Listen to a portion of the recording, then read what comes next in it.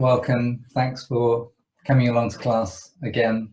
This will be on YouTube later.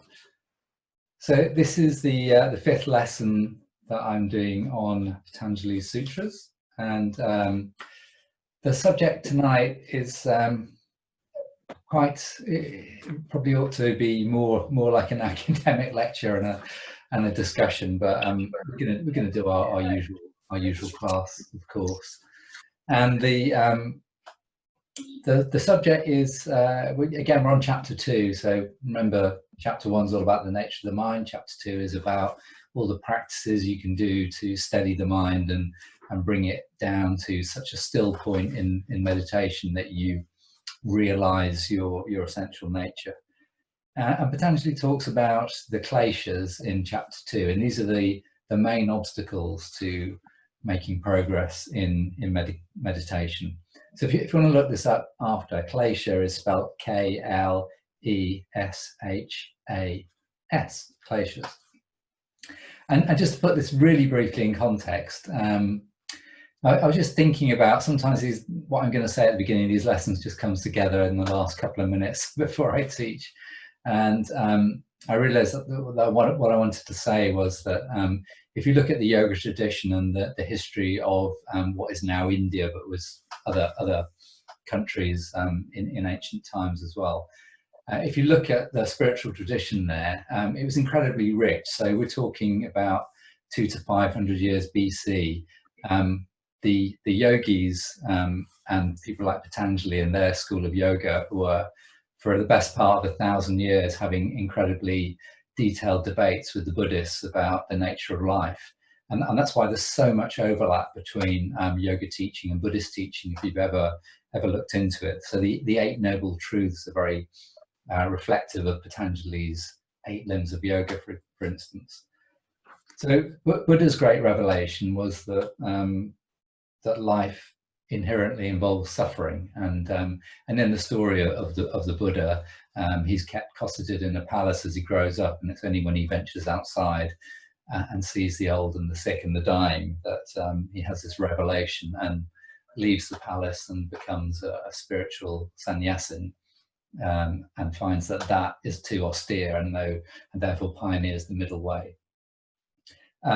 So Patanjali too says that the nature of life is suffering, and if you can realize that the nature of life is suffering, which sounds depressing, but actually then you stop running away from it, then you can get a perspective on it, then you can realize that suffering in the world can be changed, and that your own personal suffering will happen in periods of life, but that will also pass.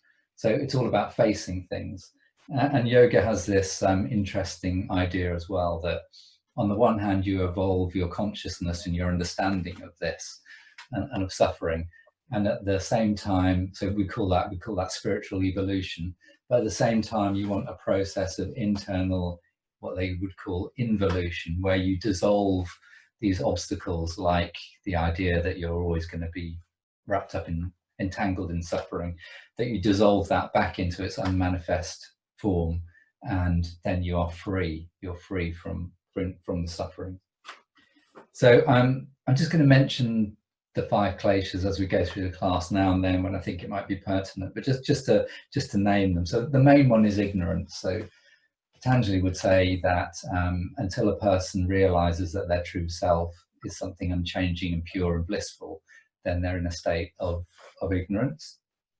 And also there can be ignorance on a more mundane level, like just misperception of things and delusion. And I think Donald Trump is an absolutely perfect example of ignorance and self-delusion, which Patanjali talks about. So the teaching is still as relevant today. And then there's egoism. So obviously too much egoism, we could all relate to that and know people, have met people who maybe display that. A little bit of ego necessary for individuality, but too much. And then you begin to attribute all the really important things in life to yourself rather than to something that is a bit more deeper in the essence of your being. And then there's attachment and aversion. So attachment to pleasure, aversion to pain, and the last one, a really difficult one for everybody, Patanjali says this, is clinging to life. So we suffer because we cling to life, because we have that knowledge that life is not infinite, that one day we're going to die, and therefore we have a built-in fear of death, and that can shape us particularly as we get older. So sorry for such a dark theme. Next week will be the last class in this run of classes, and the last one before the summer break. So my mission next week is to focus on Kaivalya, which is Patanjali's word for freedom and bliss and enjoyment. But we'll grit our teeth and get through this class. So we're going to start with a little bit of breathing. So coming into a comfortable position, you might be sitting on the floor, or you might be in a chair like this, and have the hands anywhere you like, really. Main thing is to feel the spine is effortlessly upright, and that might just mean tucking the chin in slightly and bringing the head back over the center of the shoulders, so you feel the head, the heart and the hips are all stacked in a line, and that enables your shoulders to relax. It enables you to breathe more freely. And then either taking the eyes downcast or closed, and breathing in and out through the nose unless your nose is blocked, in which case you use the mouth as you need to. So we're breathing in, and we're just beginning to connect to our breath and find a little bit of easy flow in the breath. Allow the breath to flow into the body and to flow out of the body. And pay attention to the quality of your breath, the smoothness, and try to even out any jaggedness in the breath. And particularly pay attention to the end of the inhale. Try and have a really smooth end, a feeling of just moving to a comfortable fullness of breath, and feeling a really natural transition where there might even be a momentary pause before you begin to exhale. And in the same way, feeling that exhale can fully express itself and comes to a natural end, and then the inhale begins again.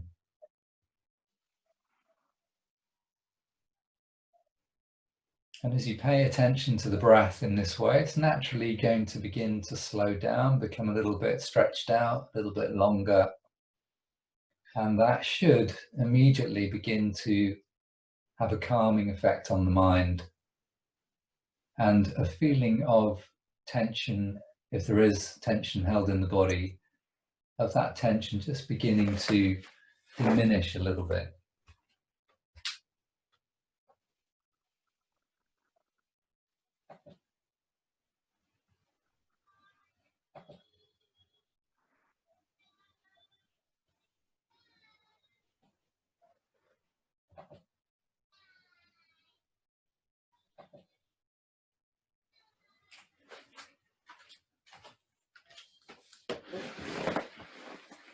And then just keep that going for another couple of breaths. So a really simple initial breath practice to get us settled, and to try to cultivate this turning of our attention inwards, so that every now and then in the practice we can just think a little bit about some of those kleshas and how they might manifest in our own mind at times when we've been ignorant. And if you give you a really simple example, that I set my Zoom screen to mirror, so that when I'm teaching you, seeing the mirror image helps me keep my arms and legs coordinated, but the writing on my sign to me is now back to front. So I looked at that and went and created a graphic with the sign with the writing going the other way, and put that on screen. And of course everybody unmuted and said,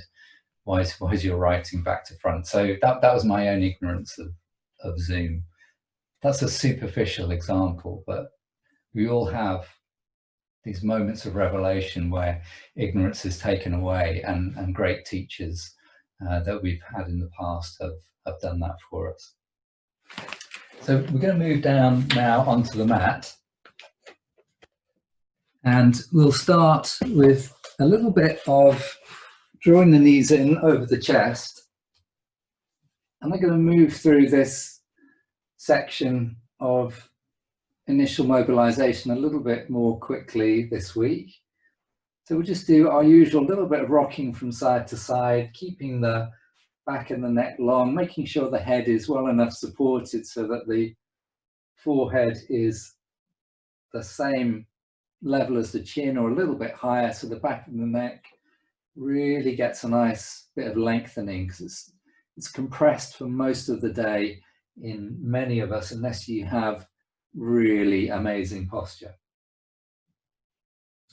And then coming back to center, we're going to take a breath in, and then we're going to exhale and just use the squeezing of the arms, the bending of the elbows to draw the thighs in. And at the same time, have a feeling that you're sending the tailbone away from you, creating space in the lower back. And then smoothly inhaling, let the arms straighten, and exhale, squeezing in once more. Breathing in, create space for the breath, and exhale, drawing the thighs in. And then let the arms straighten, take one hand onto each knee and begin to circle the knees in opposite directions, like your breaststroke, swimming arm action. And doing this really slowly, inhaling for half a circle, exhaling for the second half of the circle, and allowing yourself to sense everything that you feel in both hips, and just allow them to soften, allow the arms to do the work, kind of tell the legs not to tense. The muscles around the hips need to relax, so there's loads of space around the hip joint, so you can really find this additional bit of space in them, which is going to be so helpful to guarding against lower back pain and lots of other things. So let's continue this practice, but circle around in the other direction.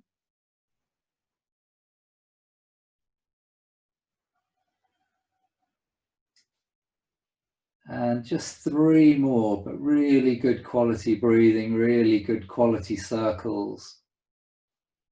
Feeling that the smoothness of the movement is reflecting the flow of your breath.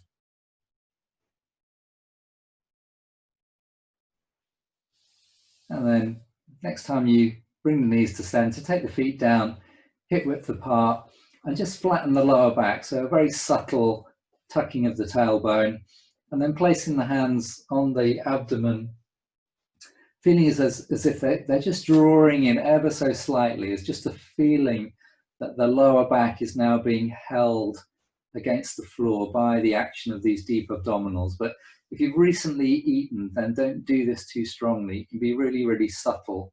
Otherwise, that will interfere with your digestion. And then see if you can maintain that feeling of gentle corseting of the lower back, and take the arms beside the body.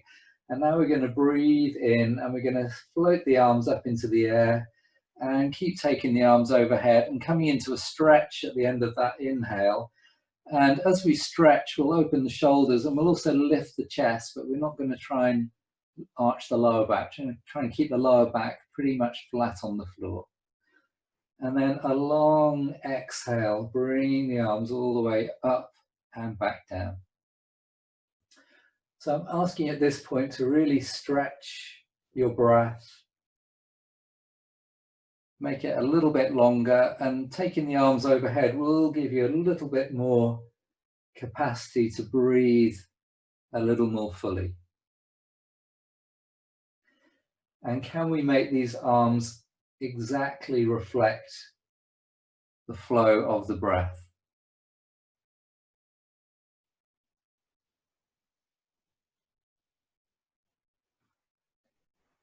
So if we just think about the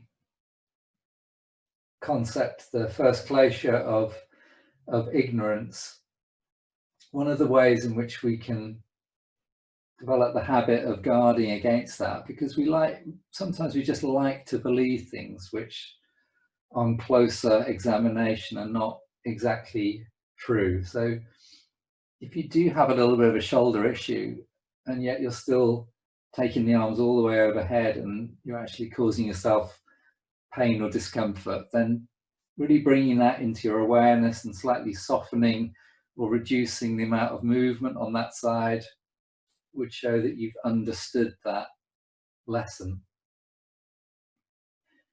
And if it's a challenge to really stretch the breath all the way through this movement, again, just accepting that rather than allowing yourself to run out of breath, finding the truth and removing any, even these very subtle, superficial veils of ignorance. And then we're going to add in a little bit of leg stretching. So on the next inhale, the right knee is going to come in and reach up to the ceiling, toes pulling back, bones of the feet spreading, toes spreading, and exhaling, bringing the arms back, bending that right knee and trying to find that perfect coordination, hands and foot at the end of the exhale touch the mat. Next inhale, both arms, left leg coming in, left leg reaching up, finding the space. And exhaling, coming down. Let's do two more. One on the right leg, one on the left. So as well as being really truthful, trying to avoid having any ignorance in our own yoga practice through honest self-reflection, we can also just keep an eye on the ego. So again, I like the Buddhist tradition. There's a lot of taking a moment to just witnessing the way in which your mind works and whether there's any sense of the ego grasping to do a little bit more than you're really ready for. Or perhaps the ego getting annoyed that Paul said we're going to do one more on each side and we've just done two on each side. So at the end of the next exhale, left leg is going to go down. The last one of this version of this practice is a little bit stronger. So carry on with single legs, one on each side. Otherwise, if you want to, we're going to do two where the arms go overhead, both knees come in, and there's a stretching up of both legs. So this is challenging if your hamstrings are tight and you want to keep the lower back and the back of the pelvis on the mat. And as you lower the legs down, you'll feel that maybe the lower back will arch away from the floor if you don't engage here. So be mindful of that. So one more, whether you're doing both legs or single legs.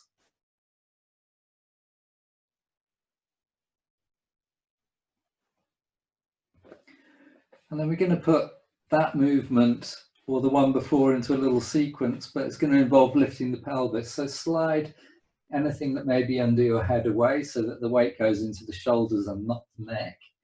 So it'll look like this.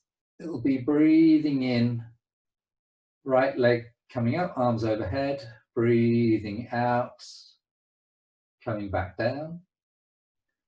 Breathing in, left leg stretching out, arms overhead. Exhale, coming back down. And then inhale, both arms overhead, hips lifting, high as you like, high as is appropriate for you. And exhale, roll the spine down. Now on round two, you might feel that you're okay to do this. So just inhale, that's essentially a forward bend. Exhale down, inhale, back bend, exhale down. So if you haven't already started, just begin to work, and we're going to do this as a little bit of a self-practice. So I'm just going to allow you to move through whichever practice you've chosen, single or double leg, alternating between the forward bend and the backward bend.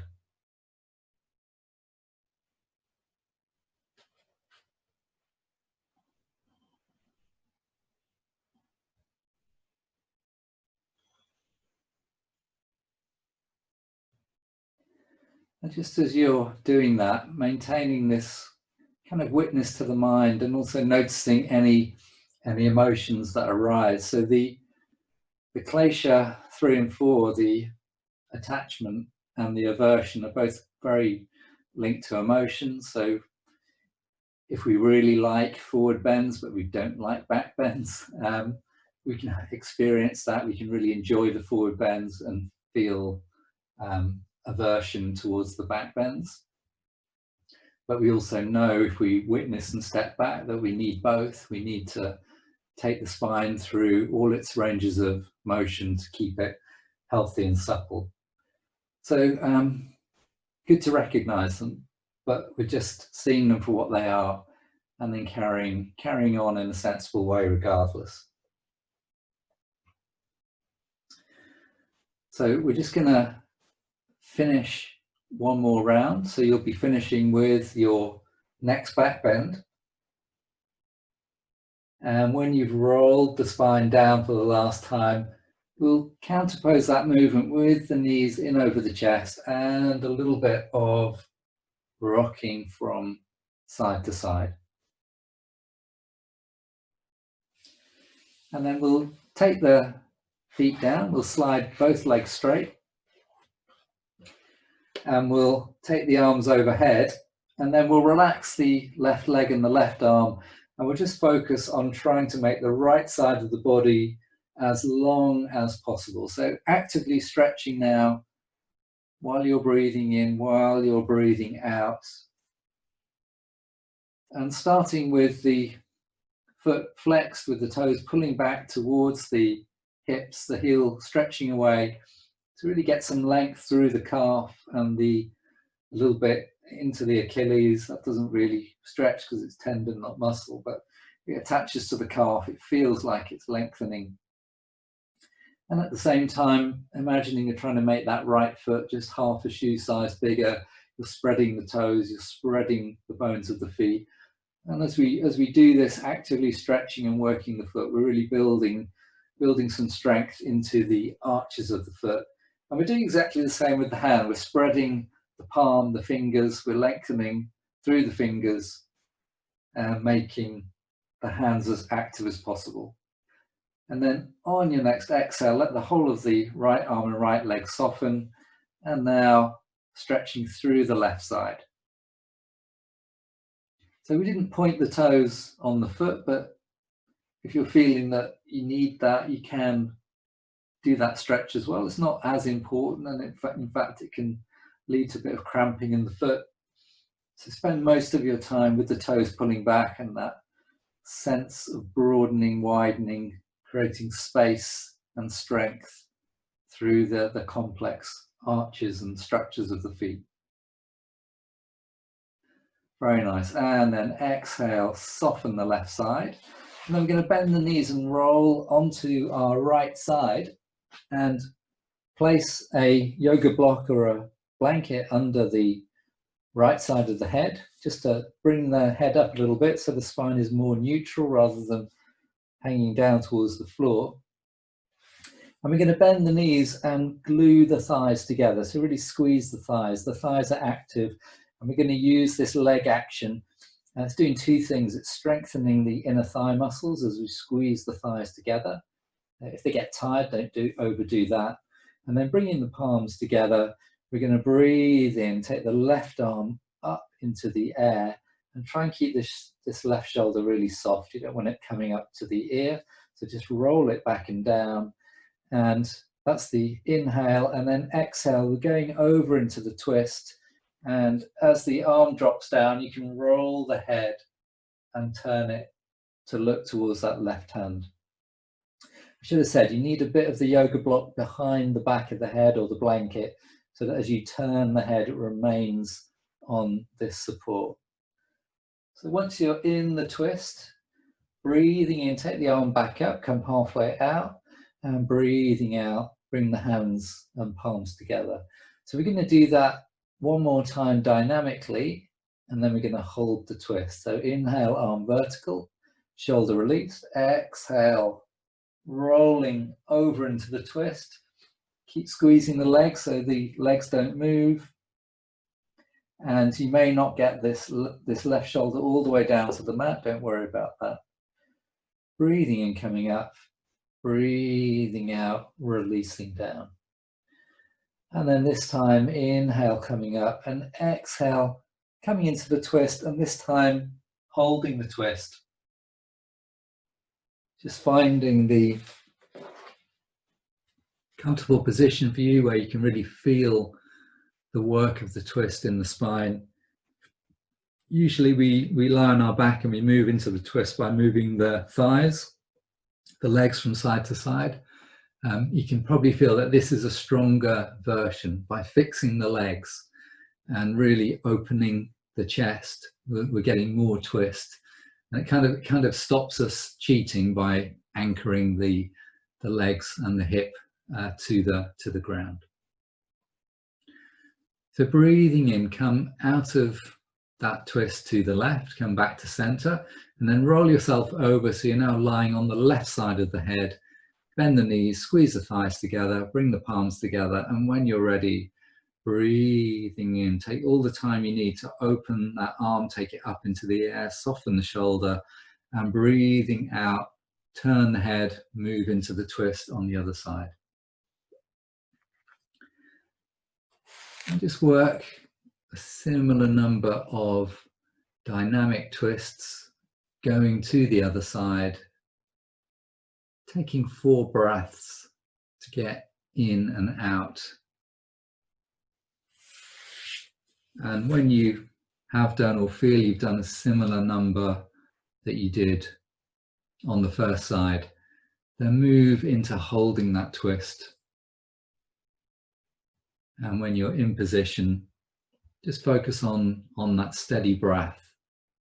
When we're in a twisted position, there's some compression of the lower tissues, which affects the movement of the diaphragm, and the breath can feel a little different. It's more pushed up towards the intercostals, towards the rib cage. But nevertheless, you should still be able to find that smoothness of breath, even though the sensation of breathing may have changed.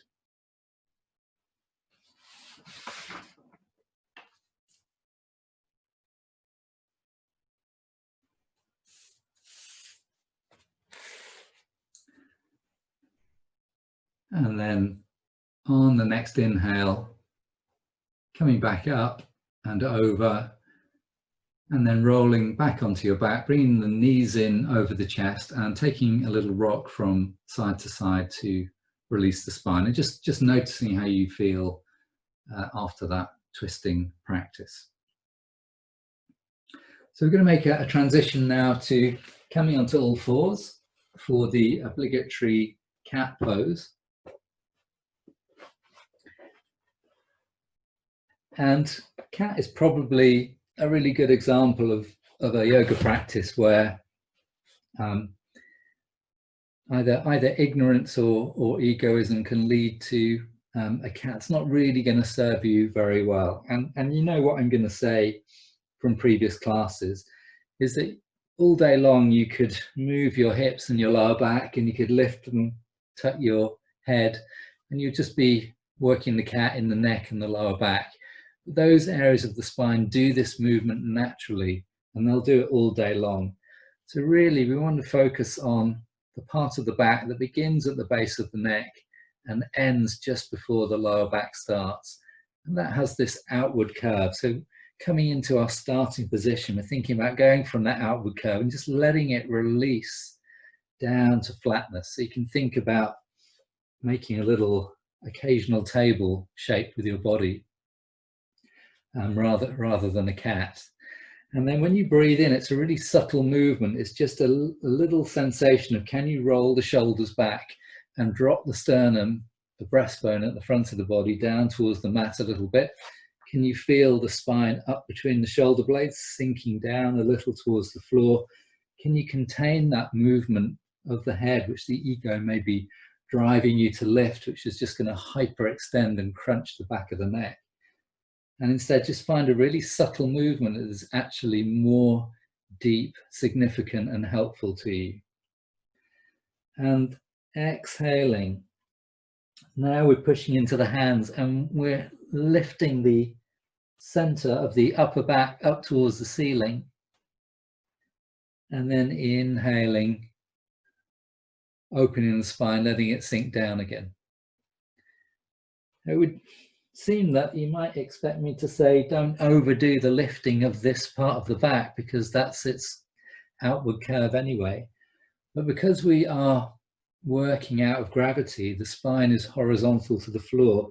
This is a really good place to stretch out that arch to go with the shape of the spine and create as much space between each of the vertebrae in this upper back as you can.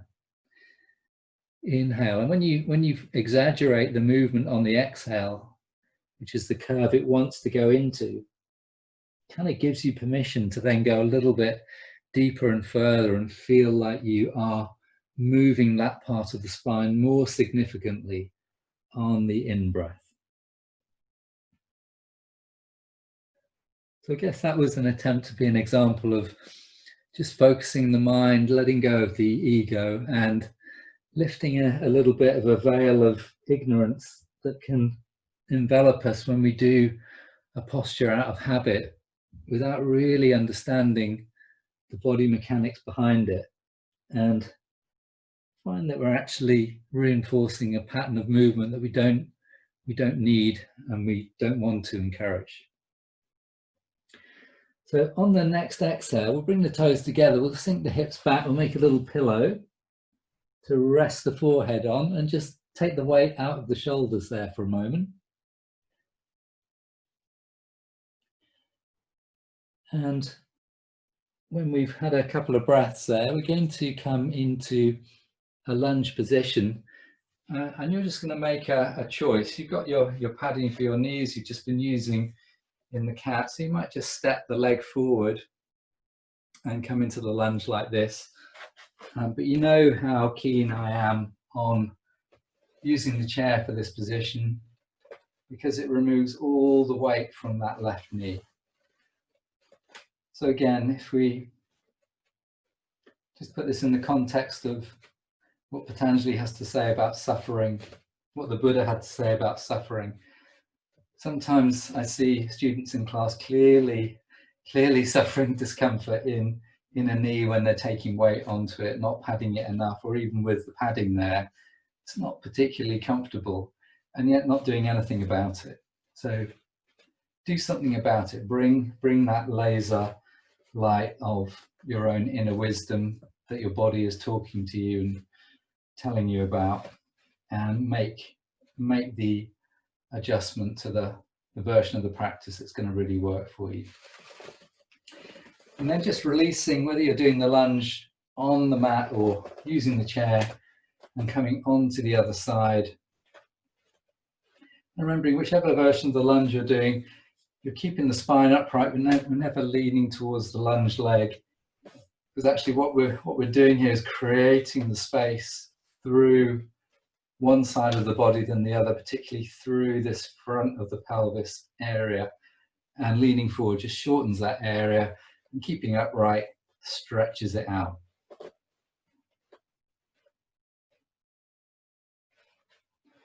Fantastic. And then we're going to release from that lunge, give the legs a little shake. I'm going to adjust my camera slightly. So I'm going to use the chair now for a downward facing dog. So I hope you've got one. If you haven't, you could do your normal downward dog on the mat, but because I'm going to use the downward dog in this class as a shoulder release and as a spine release, we're actually going to come into a little bit of back bend with this downward dog. It will work better if you can use the back of a chair or place your hands on a appropriately sized shelf. A kitchen worktop is perfect to do this at home. And then we're going to just move away from our support, making sure it's really sturdy, it's not going to slip. Bending the knees, we're not going to straighten the legs at all here. Feet hip width apart or a little bit wider, finding a flat back here. And I'm really now extending the hips away from the shoulders as much as I can. I'm actually slightly arching the lower back, so the feeling of the sit bones widening, pelvic floor is stretching, and then As I exhale, I'm going to soften a little bit of the weight of the upper body down between the shoulders. So the arms are not going to move because they're fixed by the chair. And this is going to stretch through the armpit, through this latissimus dorsi muscle. But it's also going to invite the thoracic spine again just to sink down towards the floor, to feel as if it is going a little bit deeper in between the shoulder blades at the back of the body. So just see if you can feel that as you work this pose in this slightly different way.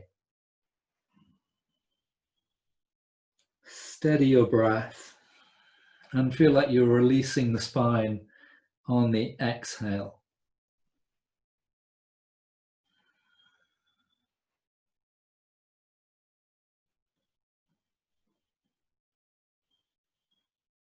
That's great. And then to come out, keeping the knees bent, just use the chair to come up, walk the feet in and release. The other benefit of doing downward dog that way is that we're keeping the head level with the heart at all times. So when you come up, there's no head rush, no feeling of the blood pressure shifting slightly inside the head. I'm going to turn the chair around now for our main practice tonight. It's a little bit of balancing here. So if you feel that you're unsteady, you need to be able to grab a wall. So you just position yourself to do that. If we start with the hands on the hips, so we'll face the chair in a moment. I'll start facing you so you can see a little bit better. So with the hands on the hips, I'm just going to have a feeling of really rooting down to the mat, to the earth, through the soles of the feet. And at the same time, lifting up through the center of the body, through the crown of the head, tucking the chin in and feeling as if the head is really light, really balanced on top of the shoulders there. And then on an inhale, I'm going to push into the toes and lift the heels. And on an exhale, lower the heels down. And the hands are on the hips because the fingertips can just touch the lower abdomen here. And I'm going to try and feel that nothing's going to move down here. That doesn't mean, again, you don't have to pull everything in really tightly. It's just a gentle engagement. You've got lots of layers of muscles here, and we're actually just drawing in the deepest, the fourth most deep layer of muscles, which just supports the lower back. So rocking back on the heels, slightly lifting the toes, spreading the toes. That's inhale. Exhale, toes down. Shift the weight forwards. Inhale, heels coming up. Exhale, heels down. Two more times. Inhale, toes up. Exhale, release. Inhale, heels up. Exhale, release. And then turning to face your chair, we're going to breathe in and lift the right leg, and breathe out, take the heel onto the seat of the chair. So if you've got really tight hamstrings, then even a low chair may be quite tricky. And what you'll need to do then is just bend the knee like this a little bit so you can comfortably get the foot on. And then you'll be developing the stretch by just feeling like you're drawing this right hip back and moving this leg mindfully towards straight. If you've got short hamstrings, then you're going to have a battle with the expectations of the ego constantly. I know I did for years when I started yoga after many years of running and playing football and having chronically tight hamstrings. So we're just going to develop this stretch a little bit. So as we normally do, as we breathe in, we're just going to soften this knee a little bit. And as we breathe out, we're going to draw this right sit bone back. And if you're fairly flexible, you're going to bring this leg towards straight, and you're pulling the toes back a little bit as well to stretch the calf muscles. So inhale and exhale. Inhale and exhale.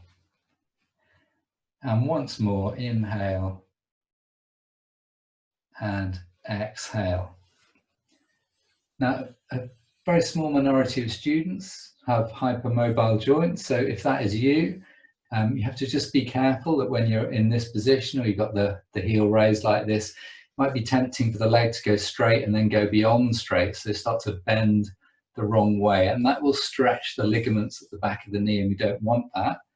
So maybe the ignorance klesha comes in here, that we might think that feels good, that's a good stretch, but that is actually, if you stretch your ligaments, just going to destabilize the knee and wear the joint out, and you'll get osteoarthritis earlier than you otherwise would. So sometimes a slight micro bend in the knee is what is needed for people with hypermobility to really get the leg straight. So I'm using the screen here as a mirror.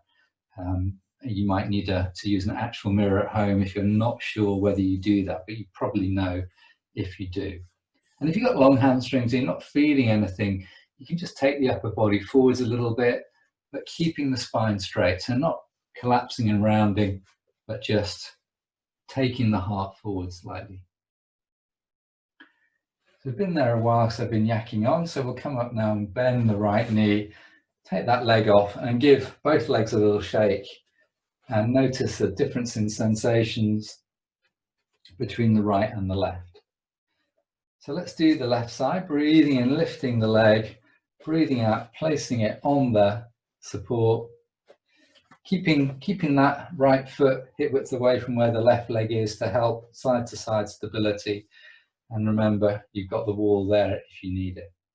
So inhaling, softening the left knee, and exhale, drawing the leg towards straight.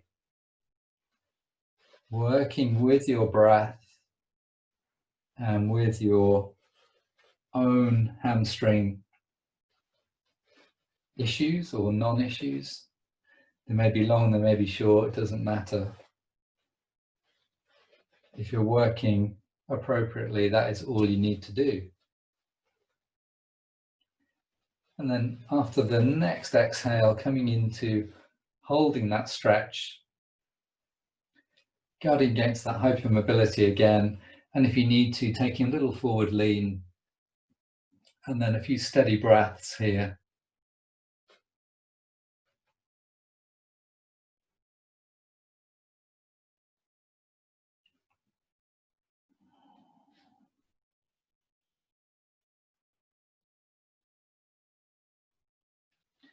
And then to come out, inhale, come out, soften the left knee, exhale, release, and again, give the legs a little shake.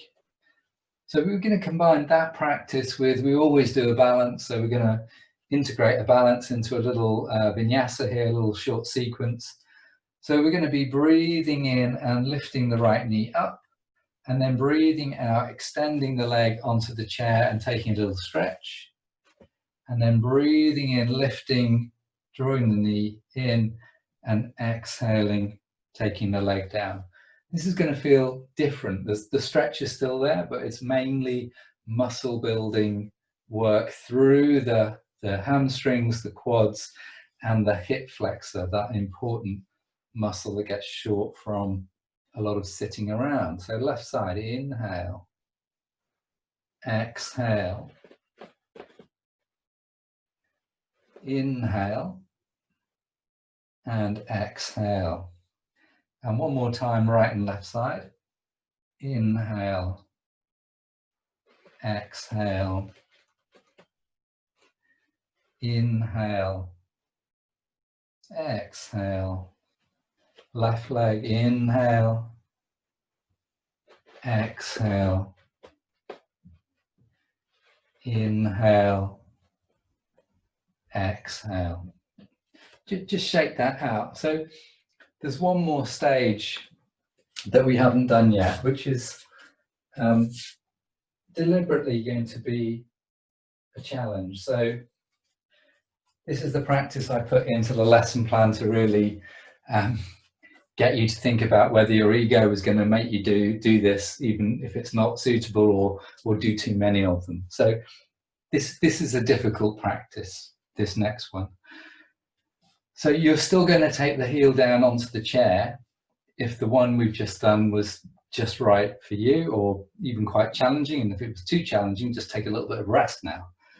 But this is how it goes. Inhale, exhale, Inhale, exhale. So we're just hovering the leg over the chair now. Inhale, exhale, inhale, exhale.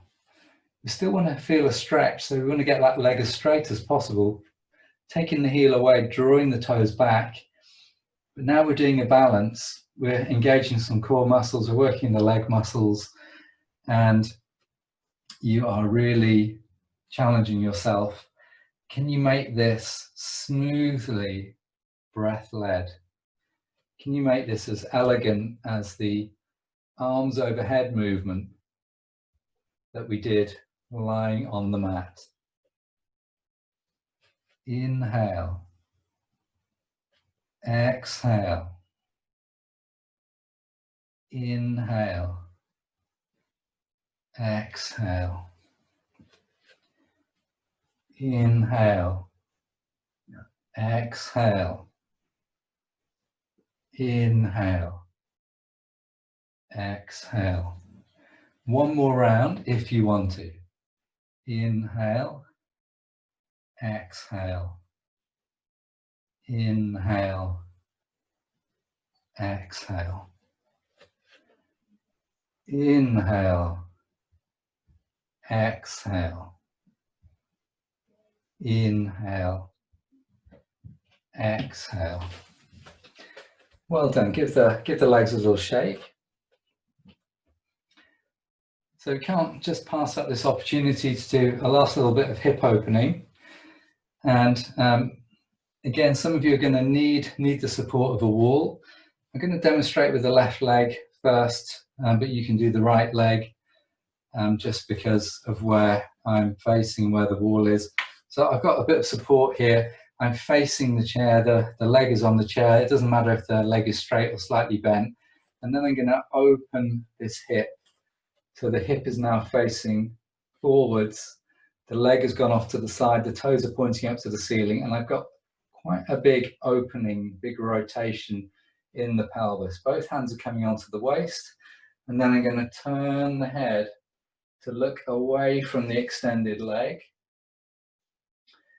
And if you're a yoga teacher or a dedicated practitioner, you'll know that this is a modified version of a posture called Utthita Hasta Padangusthasana. And it's extended hand to toe leg stretch. But we're just going to reap the benefits of doing this version, knowing we've got the support of the wall behind us, the support of the chair, and we really can focus then more on the breath and more on maintaining this length through the standing leg, through the spine, through the crown of the head, and the rotation of the neck. So to release from that, turn the head in first, and then just move the hips back round, bend the left knee, release, or right knee if you were doing the right leg. And then we're going to come onto the other side, so supporting the right foot, and then opening up and coming into the pose on the other side. And we're going to hold that for a similar number of breaths, around about 5 breaths. Remember, you're in a balance, you're on one leg, make sure you're stable and safe, and make sure it's non-slip underfoot, and that you have all the support you need.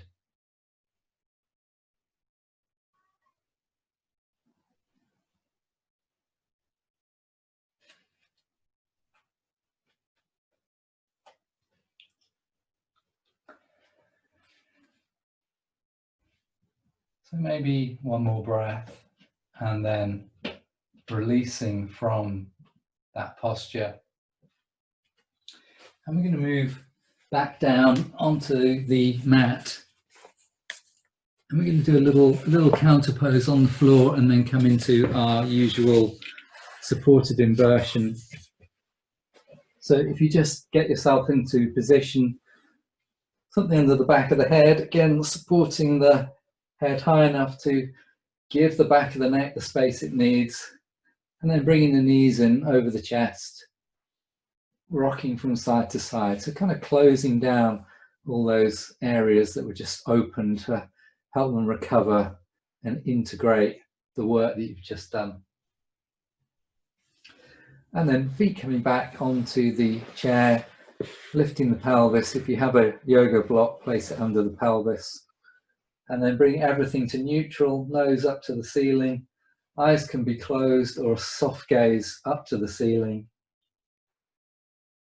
And stay with the sensation of continuing with that soft and steady breath in and out through the nose, but without overdoing the breathing. Keep it relaxed. This is winding down. This is a little bit of surrender.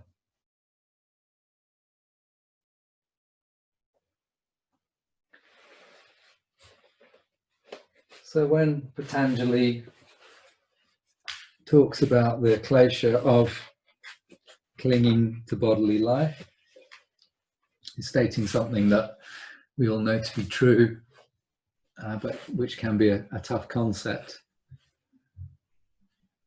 But acknowledging that that klesha in an everyday situation is a little more subtle, a little easier for us to grasp, which is to cultivate an attitude of surrendering to things when we can.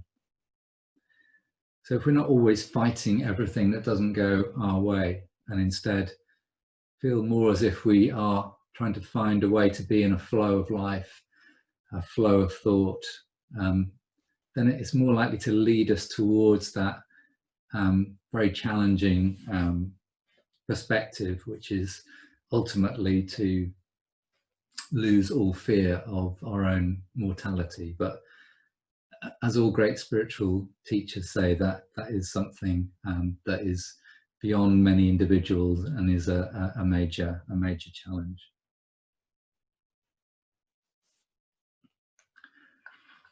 So we're going to move from our supported inversion there into our relaxation position. If you're really comfortable, feel free to stay. Otherwise, move down onto the mat, stretching out the legs or having the knees bent if that's more comfortable for you, or any other position that is comfortable for you for your relaxation.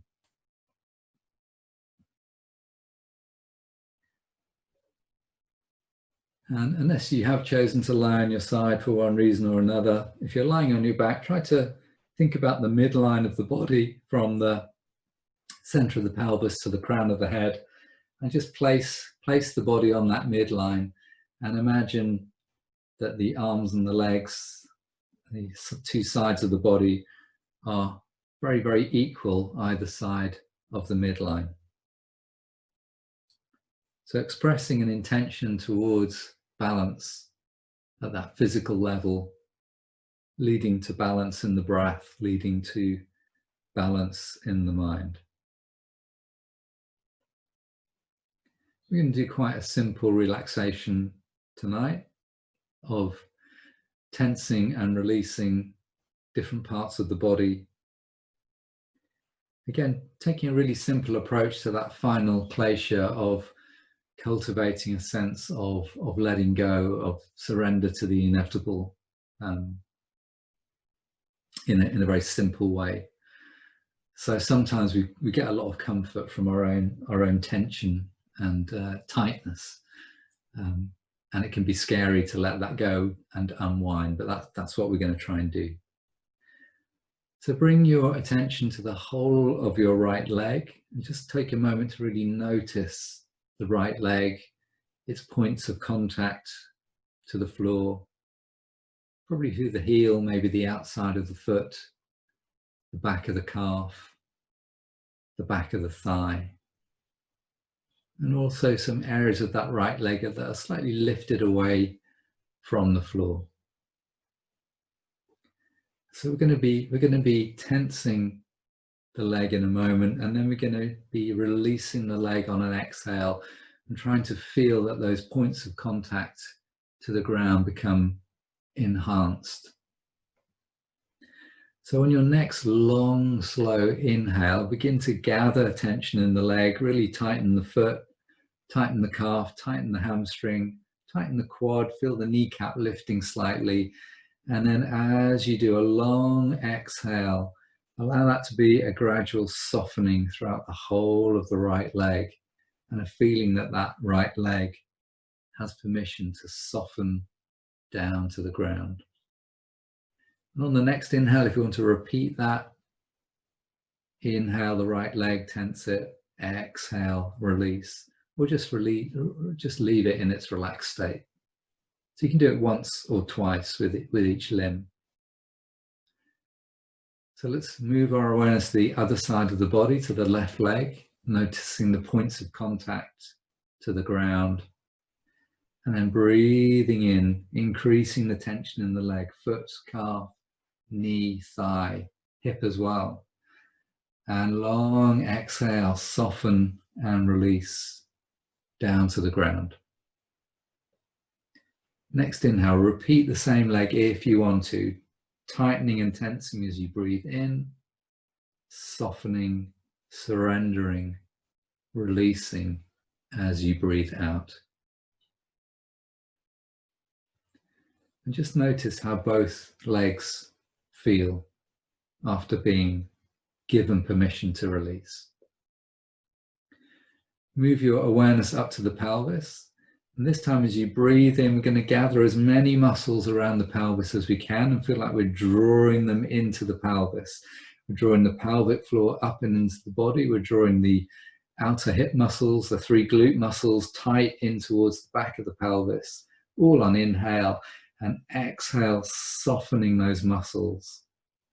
And because as they tighten, they lift the pelvis slightly, you have that feeling of the weight of the pelvis releasing down into softening muscles on your long exhale. And do that one more time if you've only done that once. Inhale, tighten, exhale, release.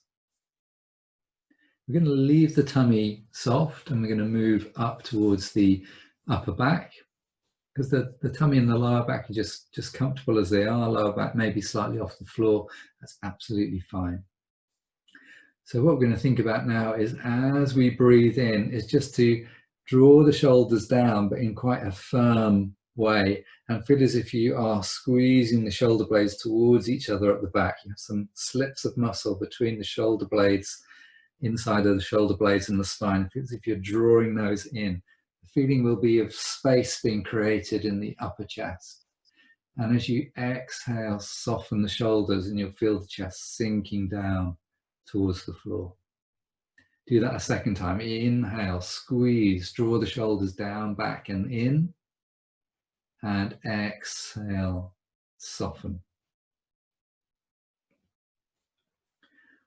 Notice how the hips and the chest and the shoulders feel.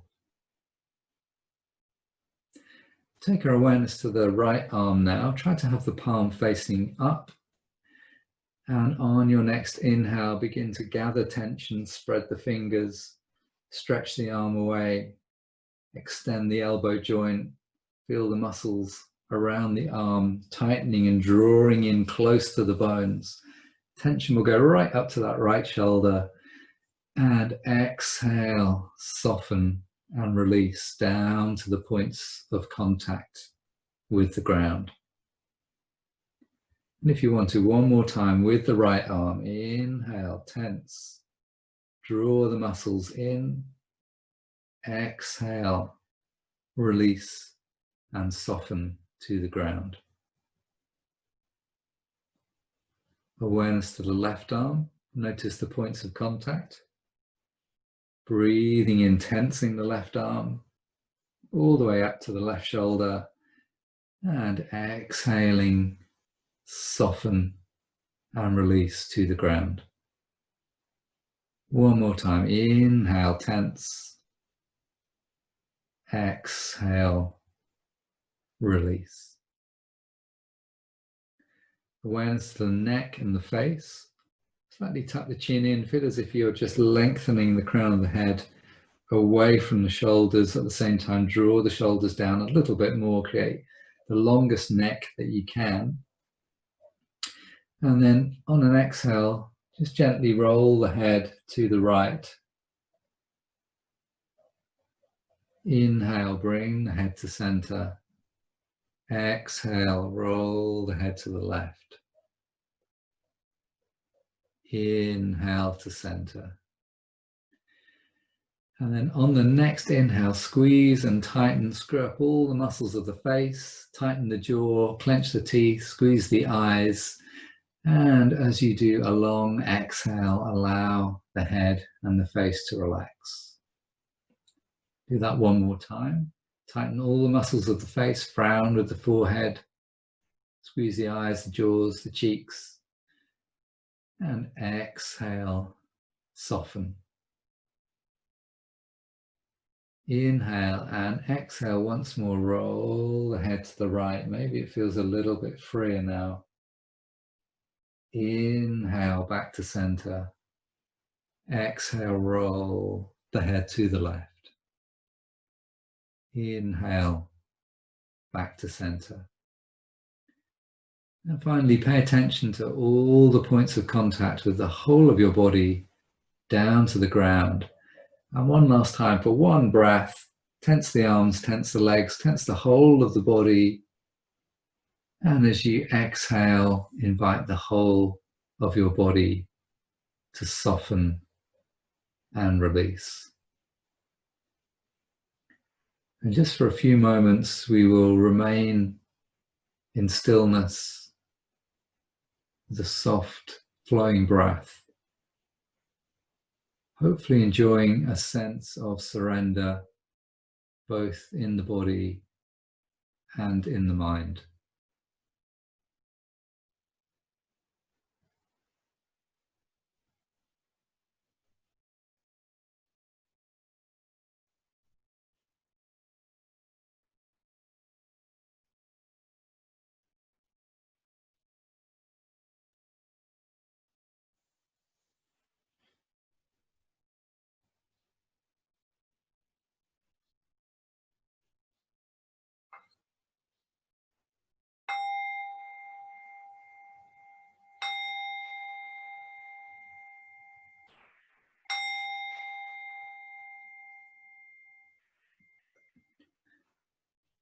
And now allow your breath to deepen a little and stretch into your arms and your legs in any way that feels good. Move the fingers, wriggle the toes. And when you're ready, if you're lying on your back, bend the knees, roll onto your side, and then make your way back up to sitting. And you might sit cross-legged on the floor, or you might sit back on your chair, whichever is most comfortable for you.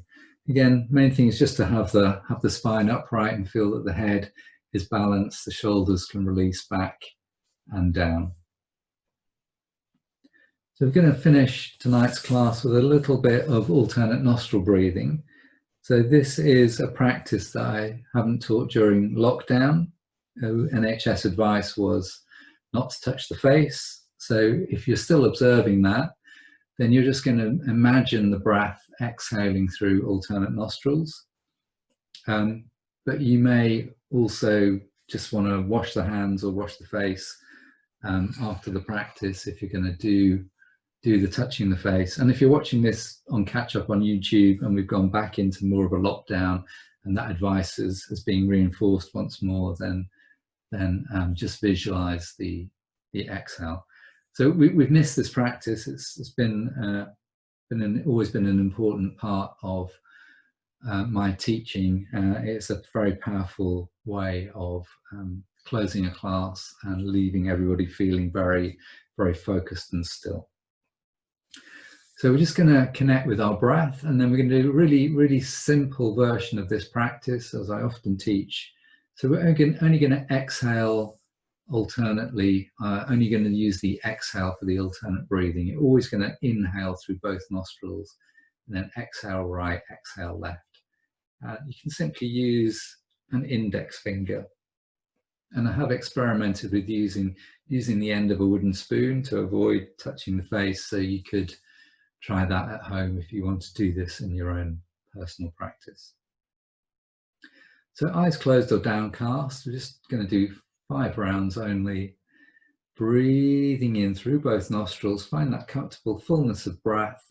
And when you're ready to exhale, use the left index finger to close the left nostril and exhale through the right.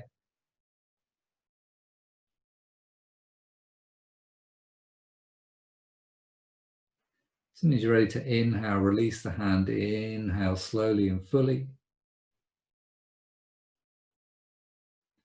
Close the right and exhale through the left nostril. It could take quite a surprising amount of time to do that exhale when there's only one nostril to breathe out through.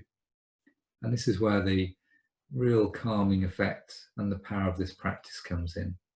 So work at your own pace now, inhaling through both and exhaling through alternate nostrils, or visualizing that you're exhaling through alternate nostrils.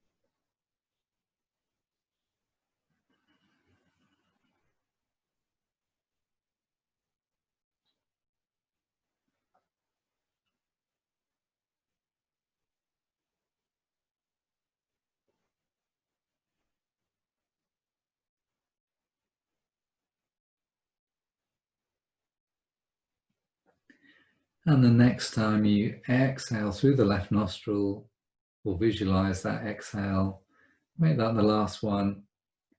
And just take a final moment or two to notice exactly how you feel in your body, in your breath.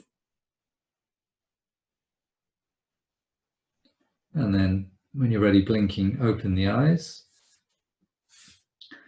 So just a reminder of tonight's theme, the kleshas, the obstacles, ignorance, egoism, attachment, aversion and clinging to life. Klesha spelled K-L-E-S-H-A. Maybe you want to read up on it. There's some good talks about it on YouTube if you are interested. Otherwise, thank you very much for joining me tonight, and see you next week.